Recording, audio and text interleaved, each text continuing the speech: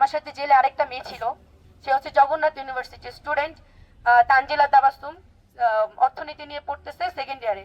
ওই মেয়েটাকে পুরো গুম করে রাখা হয়েছে। আমার ফ্যামিলি তো জানতো যে আমি জেলে, কিন্তু ওর ফ্যামিলি জানে ও হলে, ওর ওর ইউনিভার্সিটি স্টুডেন্টরা জানে ও বাসায়। এইভাবে স্টুডেন্টদের মুখ কেন বন্ধ করা হচ্ছে?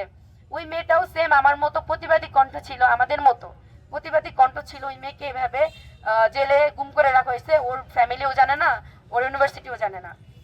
এভাবে আমাদের কণ্ঠ রোধ করে রাখা হয়েছে কেন?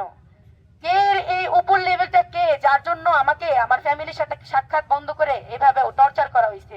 এই উপর লেভেলটা কে, যাকে তদন্ত রিপোর্ট ছাড়া কিভাবে মামলা লেখানো হয়, তদন্ত রিপোর্ট ছাড়া কিভাবে রিমান্ড দেওয়া হয়, 17 বছর হয়েও কেন রিমান্ড খাইতে হয়? এই প্রশ্নগুলো আমার থাকবে এই সরকারের কাছে।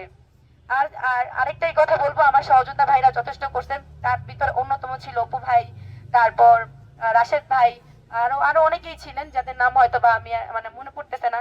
আমি এমনি অনেক অসুস্থ, আপনারা দেখে আমার চেহারা দেখে হয়তো বা আমার অঙ্গভঙ্গি দেখে বুঝতেছেন যে আমি আসলে এখানে আর বেশিক্ষণ থাকতে পারবো না। আমি অনেক অসুস্থ, আমি খুব কষ্টে আসছি আপনাদের কিছু কিছু প্রশ্নের উত্তর দেওয়ার জন্য। ইনশাল্লাহ আল্লাহ আমি সুস্থ হয়ে গেলে আপনাদেরকে আমার জেলে কি কিভাবে টর্চার করে হয়েছিল, কে করছিল, সবকিছুই বলবো।